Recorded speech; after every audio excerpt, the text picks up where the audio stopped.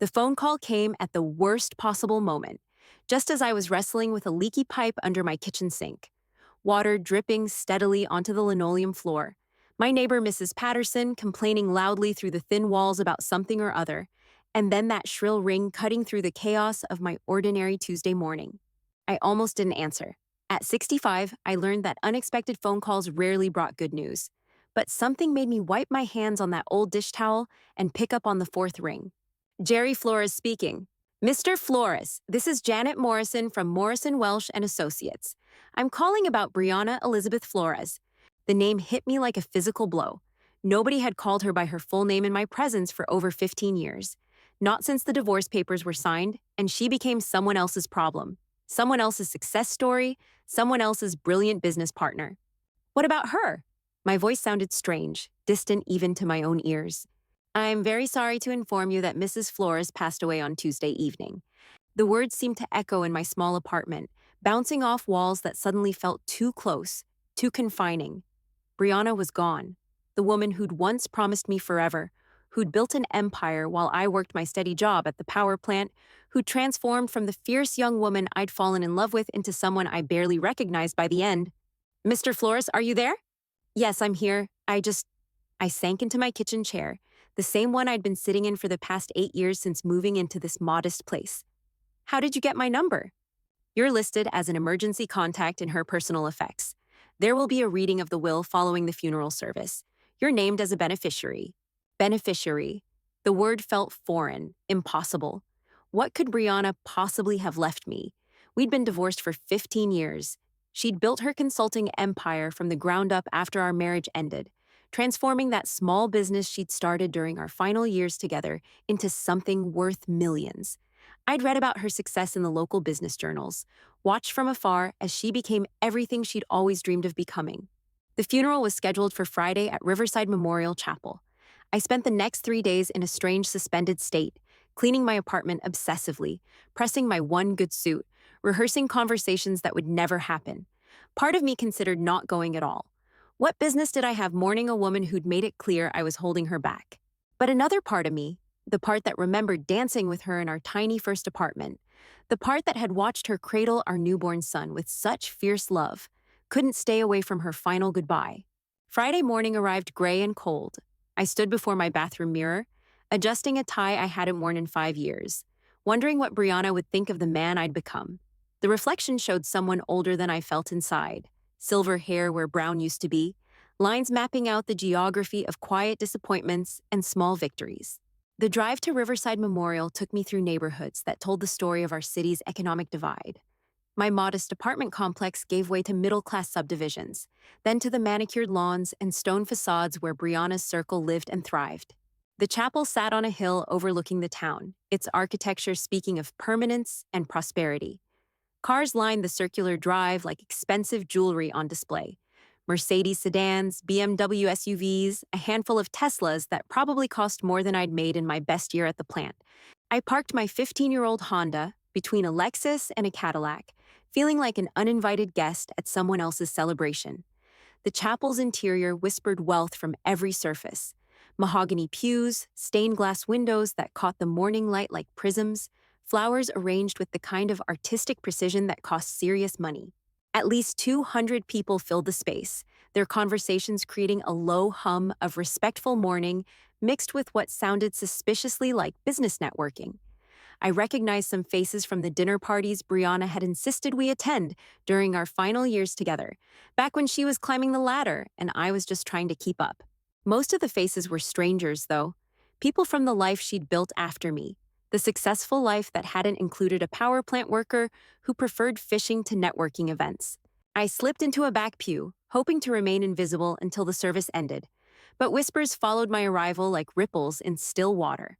A woman in an expensive black suit nudged her companion, pointing discreetly in my direction.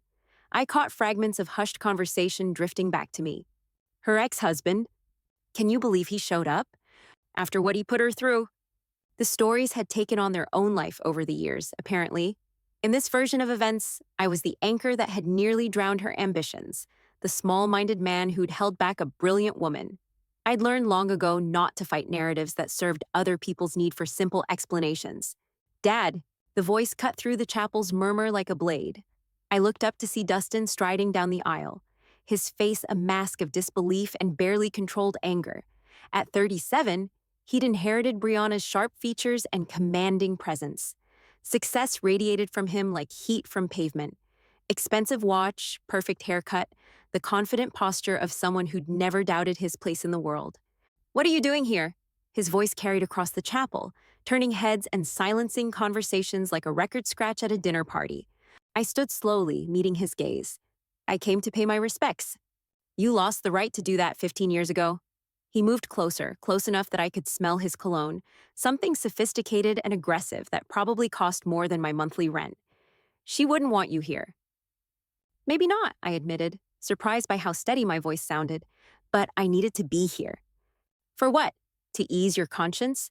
To play the grieving ex-husband for people who know exactly what kind of husband you were? The chapel had gone completely quiet now. 200 pairs of eyes focused on our confrontation like spectators at a sporting event. I felt the familiar weight of judgment, the same pressure that had suffocated me during those final years of our marriage, when I could never quite measure up to Brianna's expanding world. But this time, something was different. This time, I had nothing left to lose. I'm not here to cause trouble, Dustin. I'll sit in the back. I won't speak to anyone. When the service ends, I'll leave. You'll leave now.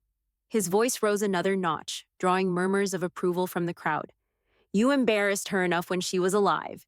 Don't compound it by pretending to grieve her death. I remained standing, holding his stare. Around us, the chapel buzzed with anticipation. Someone coughed. A cell phone vibrated against wood. The kind of awkward tension that made everyone simultaneously want to look away and lean in closer. Before I could respond, Dustin turned to address the gathered mourners, his voice carrying the practiced authority of someone accustomed to commanding rooms. I apologize for this disruption during what should be a time of remembrance.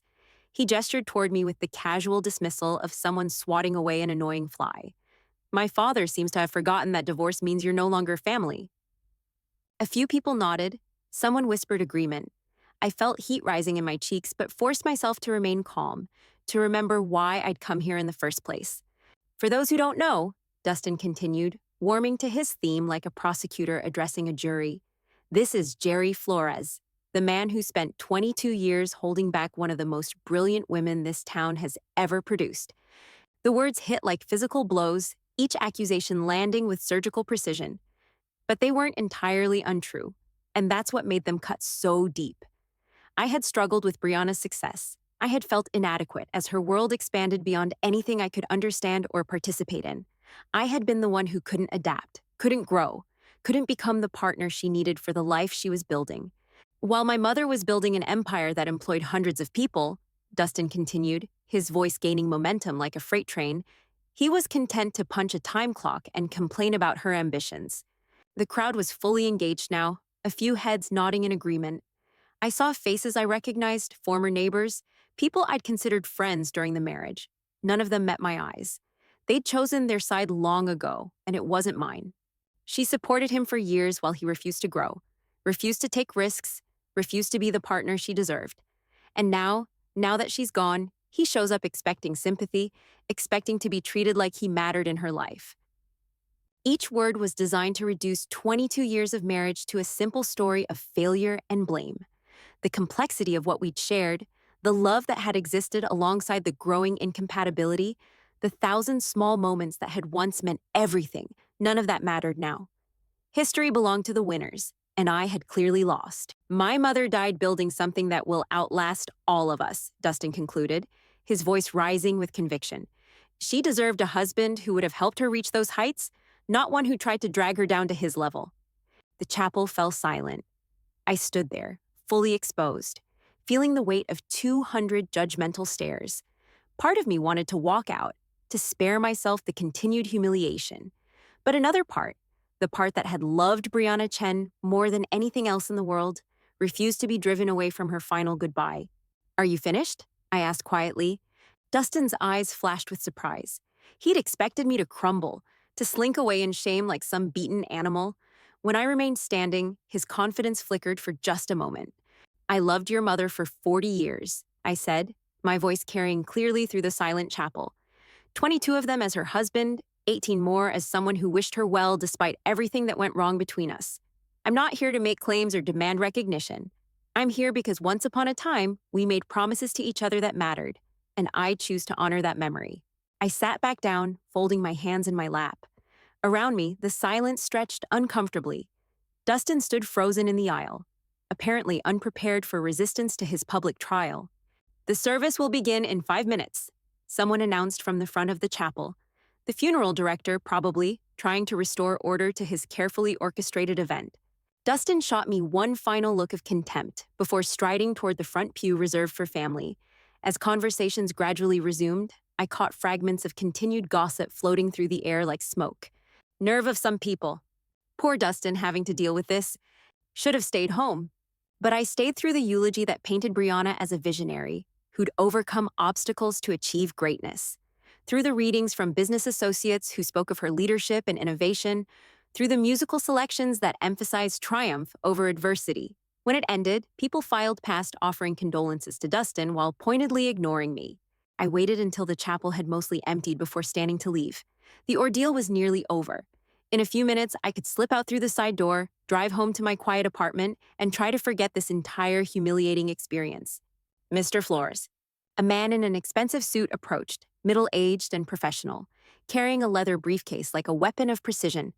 His presence commanded attention even in the emptying chapel. Dan Morrison from Morrison, Welsh and Associates. Could I have a word? I recognized the name from the phone call that had started this whole nightmare. Janet Morrison's colleague, probably, here to tie up loose ends and make sure I understood my place in the grand scheme of things. Of course. I wonder if I might have a word with you and Dustin. There are some matters we need to discuss regarding Mrs. Flores's estate. Before I could respond, Dustin appeared at my shoulder, his expression shifting from practiced grief to alert interest like a switch had been flipped. Dan, finally. I was wondering when we'd handle the business side of things. Of course, Dustin. These matters require careful attention. Dan's voice carried the measured tone of someone accustomed to delivering important news to important people. I'd like both of you to come to my office for the reading of your mother's will. Both of us? Dustin's eyebrows rose like question marks. Is that necessary? I mean, he's not. He gestured vaguely in my direction, as if I were some piece of furniture that had wandered into the wrong room. Your father is specifically named in the will, Dustin. His presence is required by law.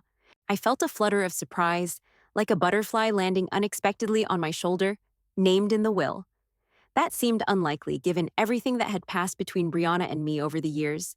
More likely some minor formality, perhaps forgiving an old debt or confirming that I had no claim to her estate.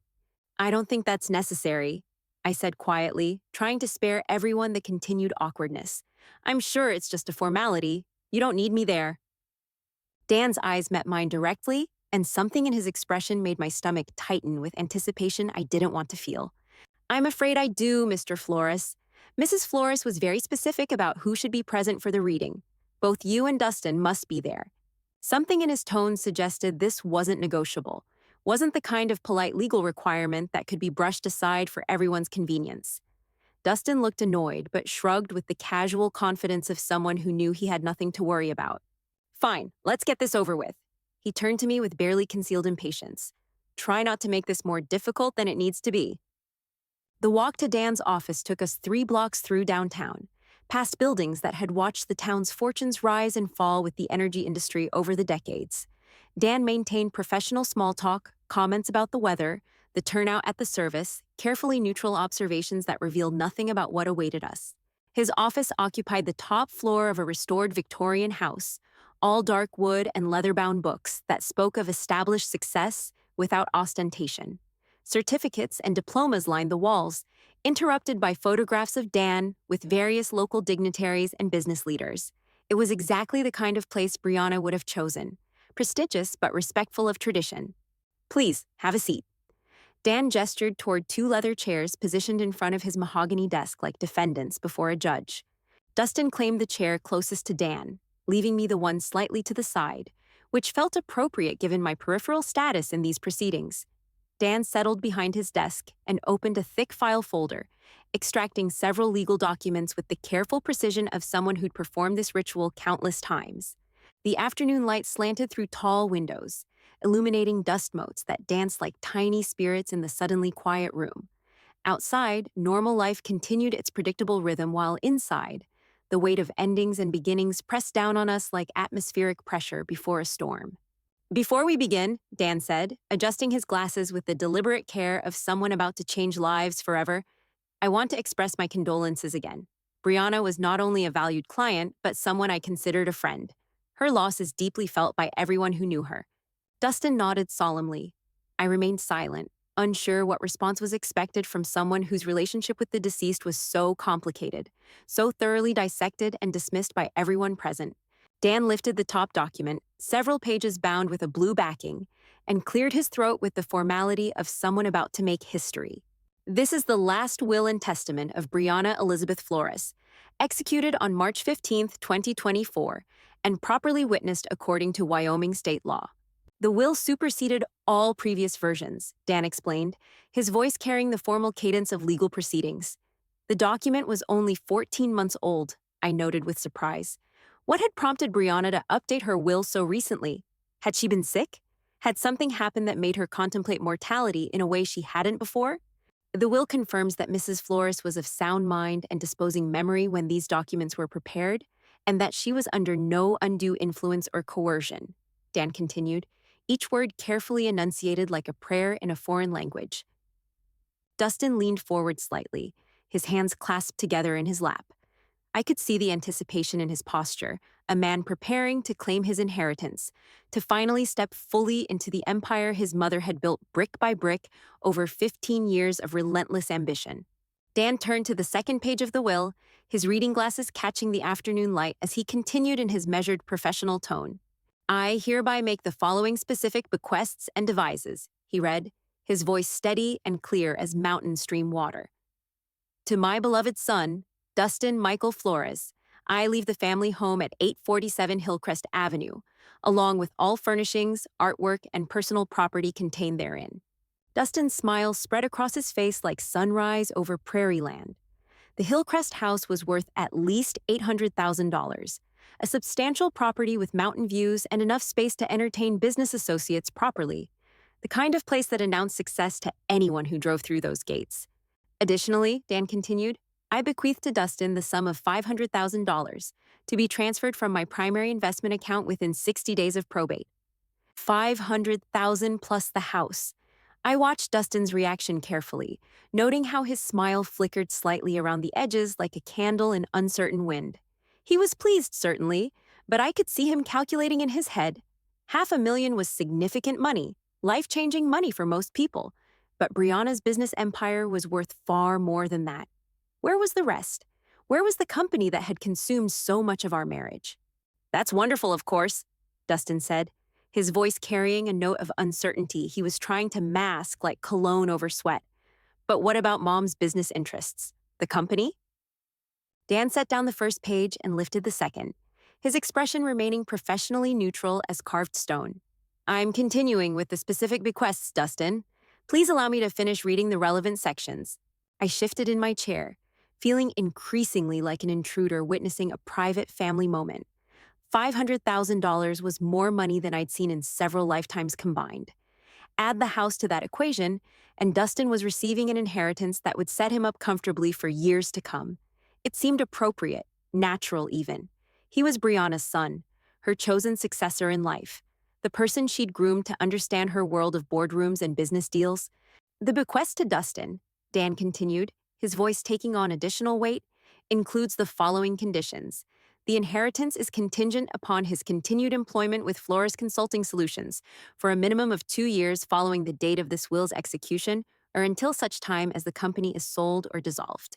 Now Dustin looked genuinely confused, his confident demeanor cracking like ice on a warming pond. Conditions?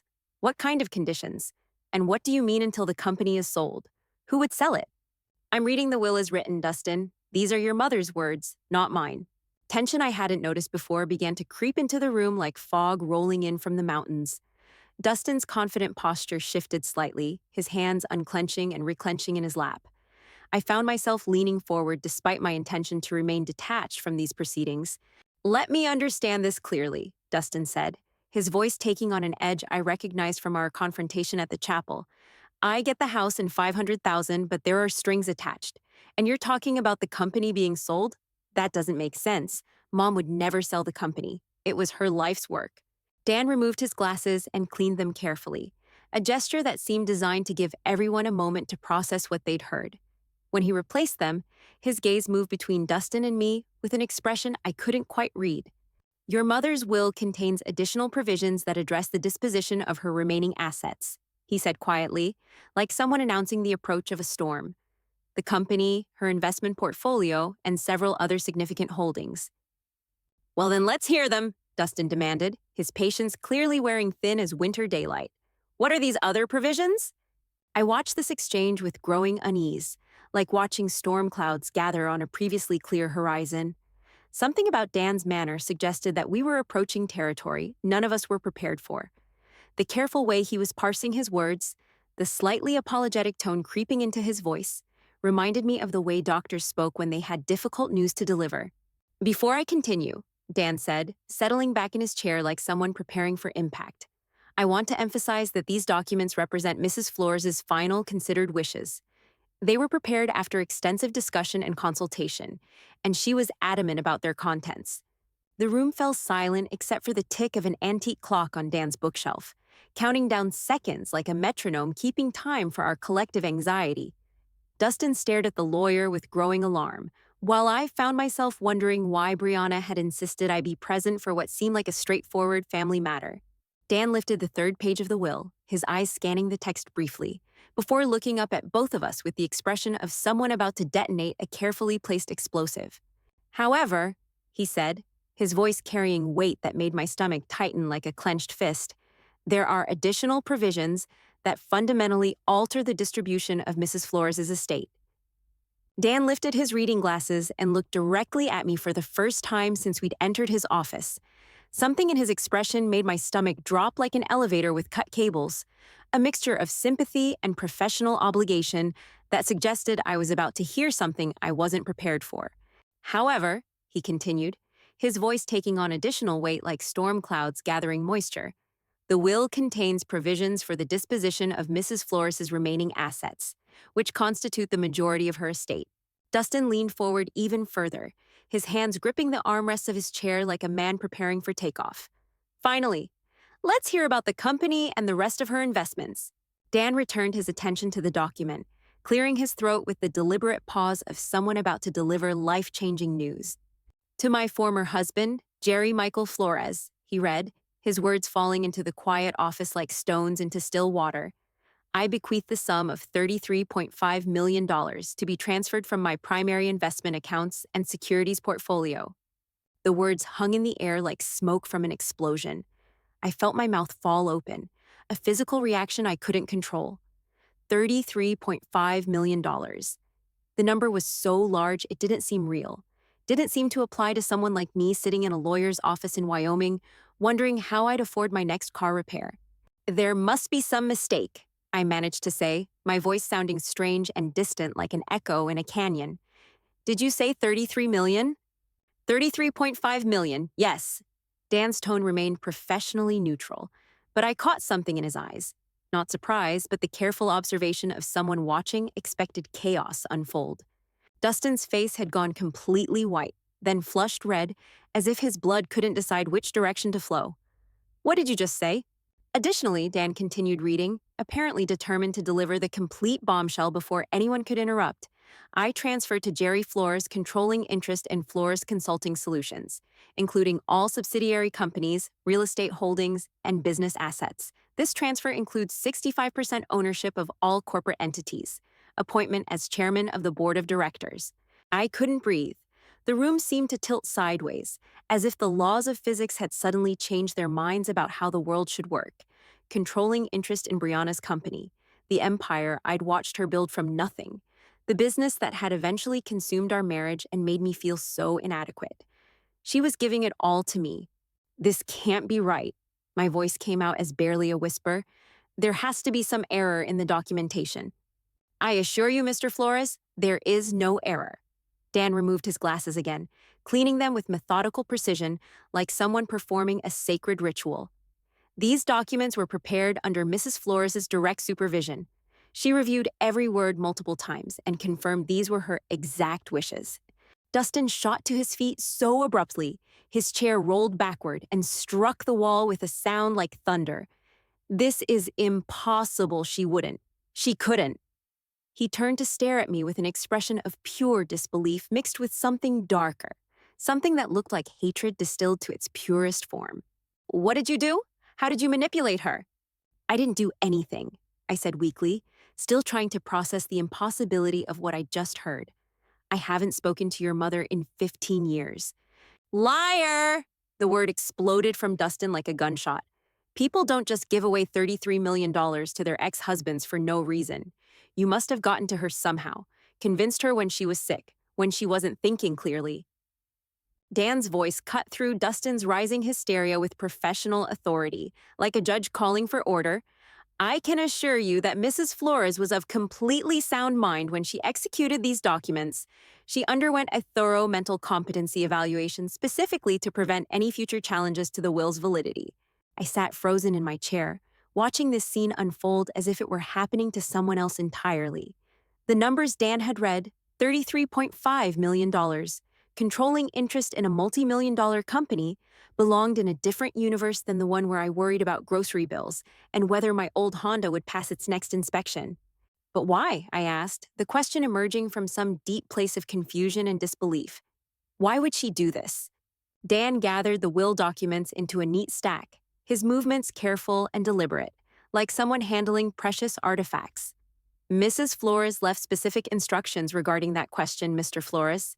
She asked me to share a personal message with you after reading these provisions. Dustin's face contorted with rage and betrayal, his composure finally cracking completely. A personal message? She left him a personal message but cut me out of everything that mattered? You received a substantial inheritance, Dustin, Dan replied calmly, his voice carrying the patience of someone who dealt with family drama countless times before. $500,000 and a valuable property represent more wealth than most people see in their lifetimes. Compared to what he's getting, Dustin pointed at me with a shaking finger, his voice climbing toward hysteria. You're talking about hundreds of millions in total assets. The company alone is worth more than everything else combined. The room pulsed with tension so thick I could taste it, metallic and sharp, like pennies on my tongue. Somewhere in the back of my mind, I realized that my entire life had just changed in ways I couldn't begin to comprehend. But all I could focus on was the impossible fact that Brianna, stubborn, ambitious Brianna, who had grown to resent everything I represented, had somehow decided to give me everything she'd built. That's when Dustin completely lost control. "This is fraud!" he screamed, his voice cracking with rage like breaking glass. "Criminal fraud! She was manipulated, coerced, mentally compromised." He whirled toward me, his face twisted with fury and disbelief that made him look like a stranger. "You did something to her. There's no other explanation." I shrank back in my chair, overwhelmed by the violence of his reaction. "Dustin, I swear to you, I had no contact with your mother. I didn't even know she was sick." "Liar!" He slammed his palm against Dan's desk, sending papers scattering like frightened birds. "Nobody gives away everything they've built to someone who abandoned their family, someone who couldn't even be bothered to call when she was dying." "She didn't abandon anyone," I said quietly, finding some small reserve of strength buried beneath the shock. "Our marriage ended, but that doesn't mean—" "It means exactly that." Dustin's voice rose to a near shriek. "You walked away from us. You took your pathetic settlement and disappeared into your pathetic little life while she built an empire. And now you want me to believe she just decided to hand it all over to you?"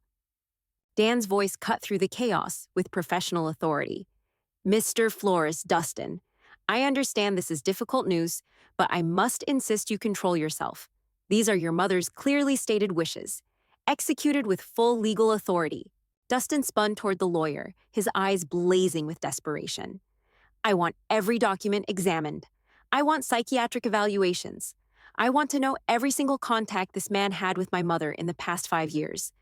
"There were no contacts," Dan replied calmly, consulting his notes. "Mrs. Flores made that very clear when she explained her decision." "Explained her decision?" Dustin's laugh was bitter and sharp, like breaking glass grinding underfoot. So she did explain why she decided to betray her only son and give everything to the man who ruined her first marriage? She left a personal message for your father. Yes. The word father seemed to hit Dustin like a physical blow. For just a moment, his rage flickered, and something else showed through, a pain so deep it made my chest ache with unexpected sympathy. Then the fury returned, doubled in intensity. He's not my father, Dustin snarled, his voice dropping to something dangerous and cold. My father would have been there when she needed him. My father would have supported her dreams instead of trying to drag her down. He turned back to me, his face contorted with years of accumulated resentment that had been festering like an infected wound. You're nothing but a failed man who couldn't handle being married to someone better than you. Each word landed like a knife thrust, not because they were entirely false, but because they contained enough truth to draw blood. I had felt inadequate during those final years. I had struggled with Brianna's success, felt left behind as her world expanded beyond anything I could understand or participate in. I had been the one who couldn't adapt to the life she was creating. Maybe you're right, I said quietly, surprised by the steadiness of my own voice. Maybe I wasn't the husband she deserved, but I never asked for this. I never expected this. Expected? Dustin's voice climbed another octave. You orchestrated this. Somehow, someway, you got to her when she was vulnerable, when she was sick or scared or... That's enough, Dan interrupted, his professional patience finally showing strain. Mrs. Flores was neither sick nor vulnerable when she made these decisions. She was, in fact, more determined and clear-minded than I'd ever seen her. Then why? Dustin demanded, his voice breaking slightly like an adolescent's. Why would she do this to me? I was everything she wanted me to be. I worked for her company. I lived the life she planned for me. I became the son she could be proud of. The pain in his voice cut through my own shock like a blade. Despite everything, the years of hostility, the public humiliation, the bitter accusations, I saw him clearly for a moment. A man who had spent his entire adult life trying to earn his mother's approval, only to discover she'd given her ultimate validation to someone else. She left a message explaining her reasoning, Dan said gently, reaching for another envelope. Would you like me to read it? Dustin's hands were shaking now, his whole body vibrating with suppressed rage and grief. A message. She couldn't explain it to my face, but she left a message for him. The message addresses both of you, actually. It was meant to be shared after the will reading. I found my voice, though it came out hoarse and uncertain. Maybe we should hear what she had to say. Dustin's eyes locked on mine with pure hatred. You have no right to make decisions here. You have no right to any of this.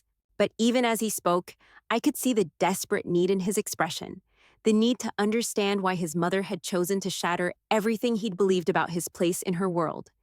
Dan was already reaching for another envelope, one with personal message written across it in Brianna's familiar handwriting. Dan raised his hand, commanding silence with the authority of someone accustomed to controlling emotional courtrooms. Enough, both of you. His voice cut through the tension like a blade.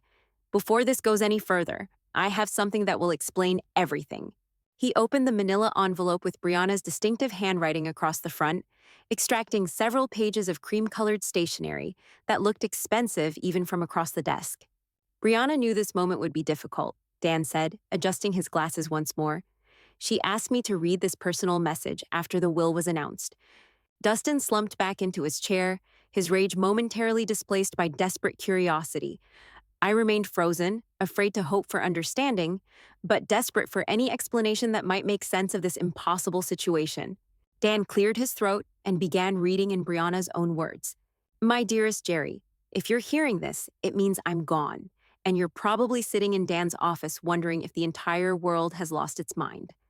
I can picture your face, that expression you used to get when I'd rearrange the living room furniture without warning, confused but trying to be polite about it. Despite everything, I felt my lips curve into the ghost of a smile. She'd captured that expression perfectly, and somehow hearing her voice through Dan's reading made her feel present in the room.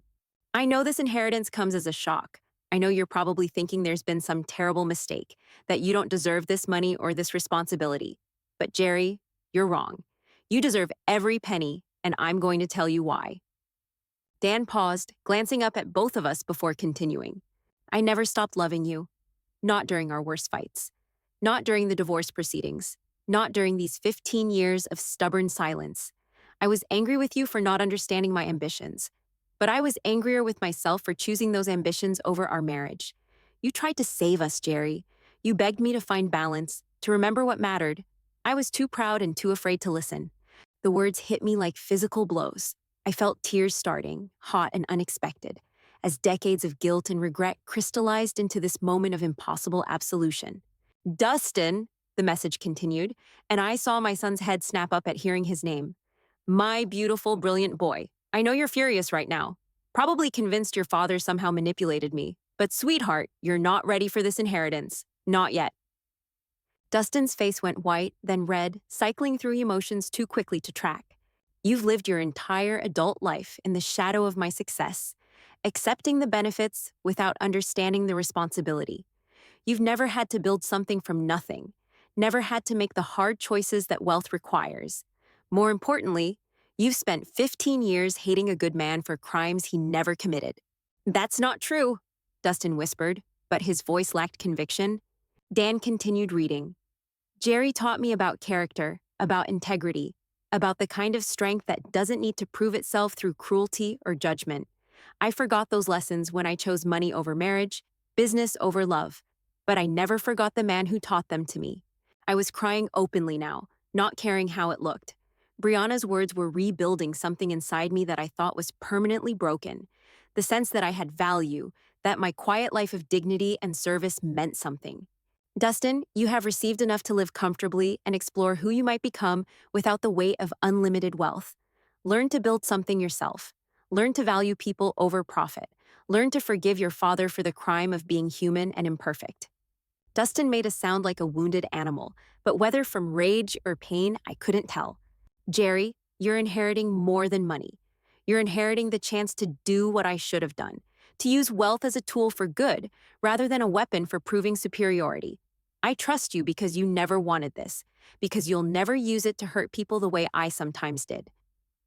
The message continued for several more paragraphs, outlining practical arrangements and expressing hopes for both our futures. But the core message was clear. Brianna had chosen love over entitlement, character over expectation, wisdom over wealth.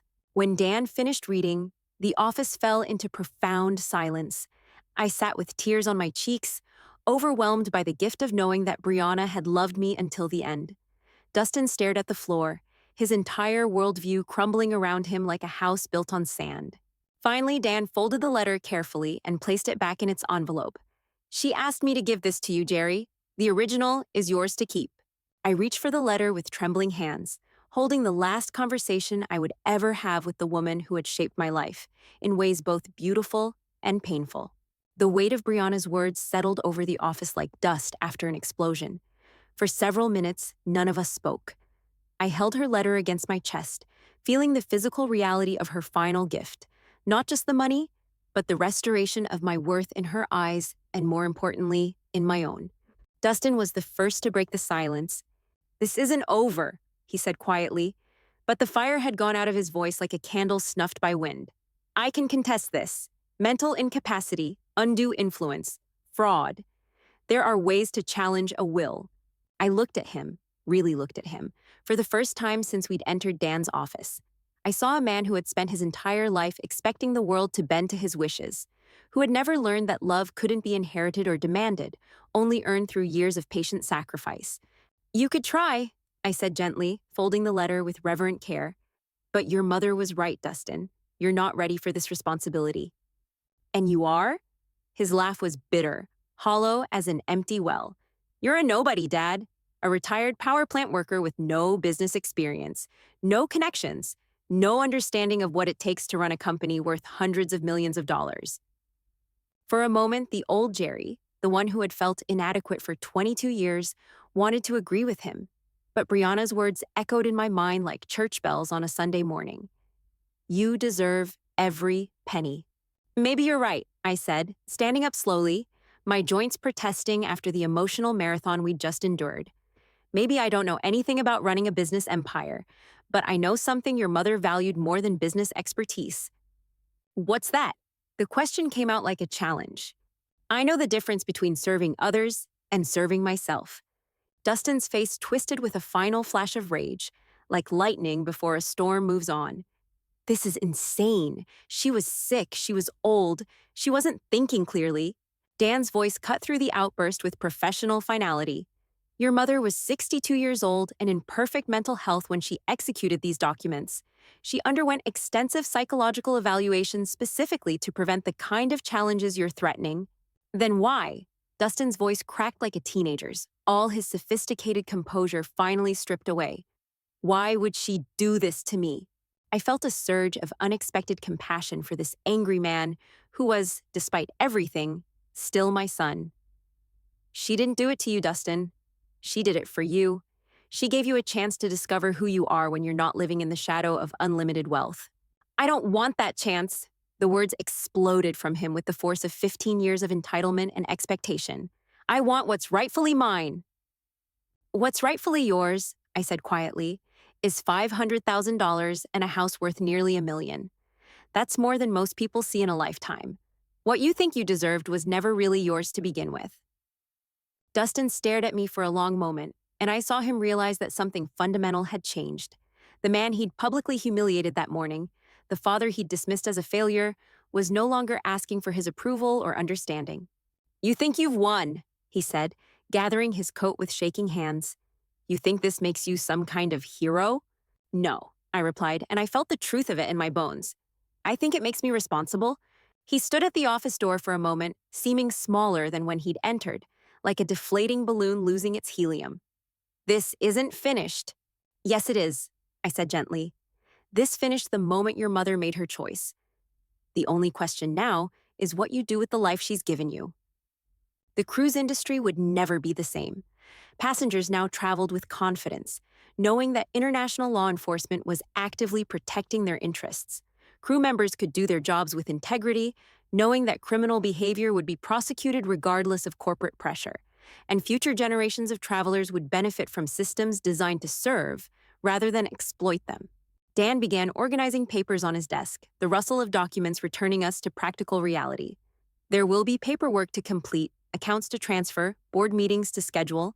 The company's current management team is excellent. They can help you transition into your new role. I nodded, still processing the magnitude of what had happened. Dan, can I ask you something? Of course. Did she really love me, even after everything that went wrong between us? He smiled, the first genuine smile I'd seen from him all day. Jerry, she talked about you every time we met. Not about the divorce, not about the problems, but about the man who taught her that success without character is just expensive failure. I walked out of that office a different man than the one who had entered. The afternoon sun felt warmer, the air cleaner. I had work to do, responsibilities to embrace, a company to learn about and improve. But for the first time in 15 years, I felt worthy of the challenge. Justice, I realized, wasn't about revenge or vindication. It was about recognition. The recognition that character matters more than credentials, that patience outlasts entitlement, and that love, real love, never truly dies. Brianna had seen all of that, and in her final act, she had given me the chance to prove her right. The drive home took me past the power plant where I'd worked for 25 years, past the diner where I'd first met Brianna all those decades ago, past the modest apartment complex where I'd been living like a man in exile from his own life. But tomorrow, everything would change. Tomorrow, I would step into boardrooms and make decisions that affected hundreds of employees and millions of dollars. The thought should have terrified me. Instead, it filled me with something I hadn't felt in years: purpose. My phone buzzed as I pulled into my parking space. A text from an unknown number. Dad, maybe we could talk sometime. When you're ready. Dustin. I stared at the message for a long moment, then typed back, when you're ready to build something instead of just inheriting it, call me. I walked into my small apartment and looked around at the modest furniture, the quiet corners where I'd spent so many evenings feeling forgotten and useless. Tomorrow, I could afford anything. Mansions, luxury cars, first-class travel to anywhere in the world. But tonight, I made myself a simple dinner, poured a glass of the wine I'd been saving for a special occasion, and raised it toward the window where the last light of day was fading into evening. Thank you, Brianna, I said aloud, for remembering who I really was. Outside, the Wyoming wind carried the scent of approaching winter, but inside my small apartment, I felt something I hadn't experienced in decades, the warm certainty that I mattered. The wine tasted like vindication, like all those years of quiet dignity had finally been recognized by the one person whose opinion had always counted most. But even as I savored this moment of triumph, my phone kept buzzing with calls from numbers I didn't recognize. Word was spreading fast through our small town's network of gossip and speculation. The power plant worker who'd inherited a fortune would be front page news by tomorrow morning. I turned off the phone and sat in the growing darkness, letting the magnitude of what lay ahead settle over me like a familiar blanket. $33.5 million wasn't just money, it was responsibility. Every decision I made would affect the lives of Brianna's employees, their families, their futures. The weight of that trust felt heavier than any paycheck I'd ever earned. The next morning brought a parade of visitors I'd never expected. My doorbell started ringing at 7 a.m., and through the peephole, I could see faces that had ignored me for 15 years. Former neighbors, old colleagues, people who'd treated me like furniture when I was married to Brianna, but who now wanted to discuss investment opportunities and business partnerships. I didn't answer the door. Instead, I made coffee, dressed in my best suit, and drove to the offices of Flores Consulting Solutions for the first time since the divorce. The building rose from downtown like a monument to everything I'd once felt inadequate beside, gleaming glass and steel that proclaimed success to anyone who cared to look. The lobby security guard, a young man who couldn't have been more than 25, looked up from his desk with polite disinterest. "Can I help you, sir?" "I'm Jerry Flores. I'm here to meet with the management team." His expression shifted like someone had flipped a switch. "Mr. Flores." "Yes, sir. They're expecting you. 17th floor, conference room A. The elevator bank is right over there." The ride to the 17th floor gave me time to study my reflection in the polished steel doors. I looked older than I felt, grayer than I remembered, but there was something different in my eyes. A confidence that hadn't been there yesterday morning when I was just another retiree worrying about his grocery budget. The conference room held 8 people, all younger than me, all dressed in the kind of expensive business attire that had once made me feel like an imposter. But when I entered, they stood as one, and I saw something in their faces I'd never expected: respect. "Mr. Flores," a woman in her 40s stepped forward, extending her hand. "I'm Sarah Chen, Chief Operations Officer. On behalf of everyone at Flores Consulting, I want to express our condolences for your loss and our gratitude for your willingness to step into this leadership role." "Thank you, Sarah. I appreciate that, but I have to be honest. I don't know the first thing about running a consulting business." The admission that would have mortified me yesterday felt liberating today. These people didn't need me to pretend to be something I wasn't. They needed me to be exactly who Brianna had trusted me to become. "Mrs. Flores anticipated that," said a tall man who introduced himself as Marcus Webb, Chief Financial Officer. She left detailed instructions about the transition process. She also insisted that all major decisions be made by committee until you felt comfortable with the company's operations. For the next 3 hours, they walked me through everything: client relationships, ongoing projects, financial projections, employee concerns.